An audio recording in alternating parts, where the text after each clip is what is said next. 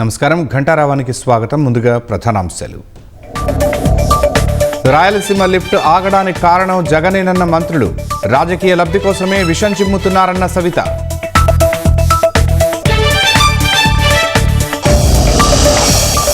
నేటితో ముగియనున్న ప్రపంచ తెలుగు మహాసభలు. హాజరు కానున్న ముఖ్యమంత్రి చంద్రబాబు.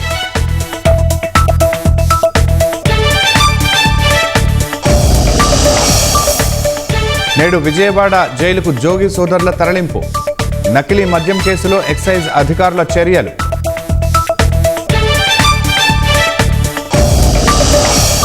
భారత్ రష్యా చమురు ఒప్పందాలపై ట్రంప్ ఆగ్రహం. మాస్కో చర్యలు కొనసాగితే సుంకాలు పెంచుతామని హెచ్చరిక.